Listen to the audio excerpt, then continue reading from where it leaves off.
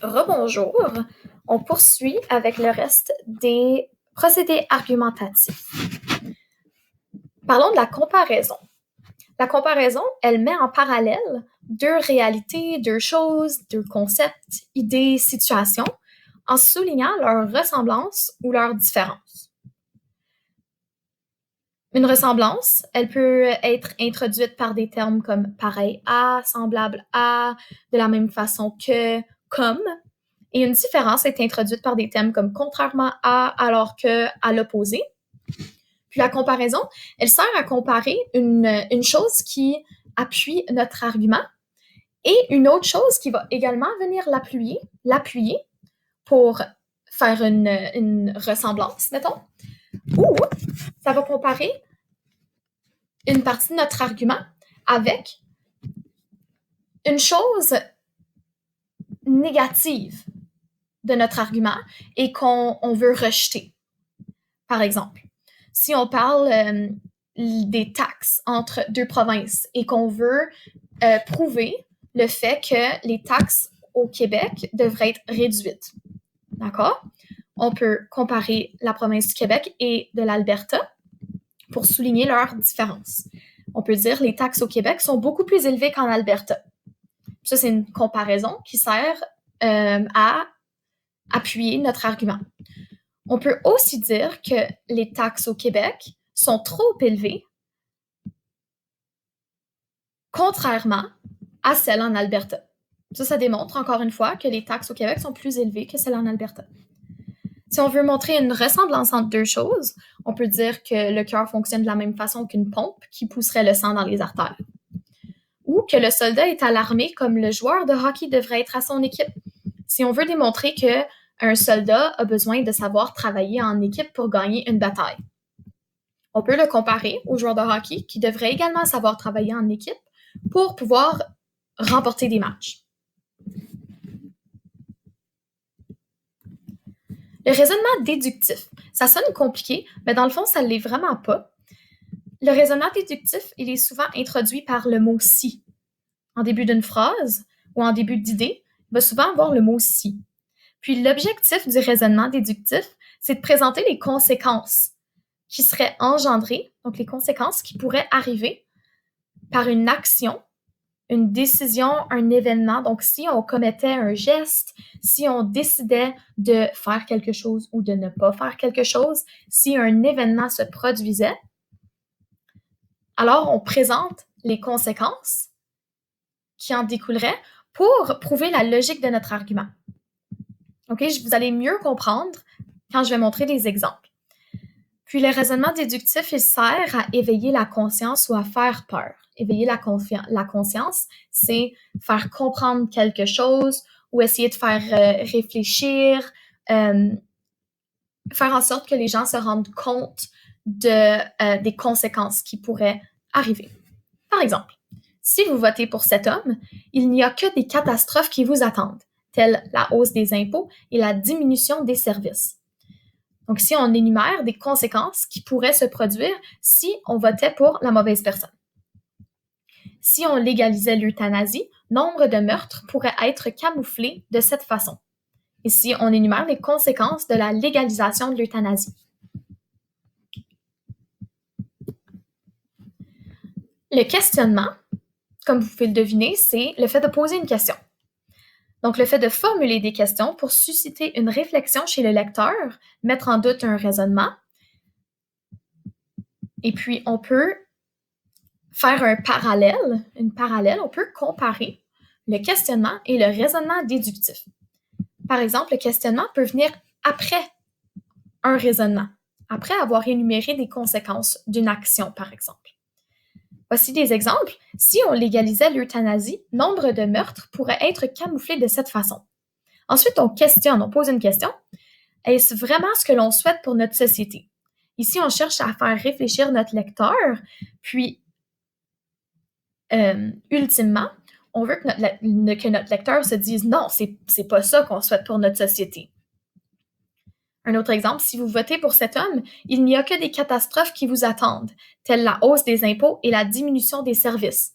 Qu'en pensez-vous? Ici, on cherche à faire réfléchir le lecteur sur le fait de vouloir voter pour cet homme-là. Est-ce que tu veux vraiment voter pour cette personne-là s'il y a des catastrophes qui t'attendent, comme la hausse des impôts et la diminution des services? Qu'est-ce que tu en penses? Ici, on cherche à susciter une réflexion chez le lecteur. Puis finalement, le dernier procédé argumentatif, c'est la figure de style comme l'hyperbole.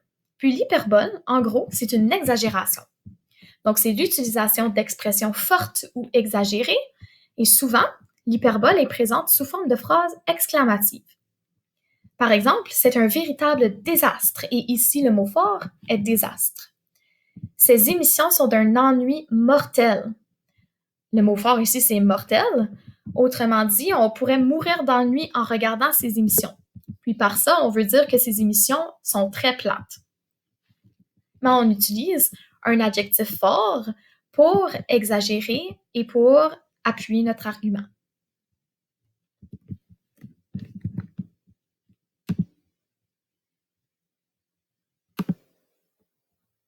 Maintenant, je veux vous parler d'un tableau que j'ai créé. C'est la même information qui se trouve dans le Google Slide, mais dans une autre forme. Donc, j'ai fait un tableau avec les procédés argumentatifs, avec la liste des 7 procédés dont je viens de parler. À la droite du tableau, on voit le nom du procédé. Ensuite, au milieu, la définition et des exemples. Puis, ce tableau ici peut vous être utile, plus utile que le Google Slides, pour faire l'exercice dont je vais parler dans quelques instants.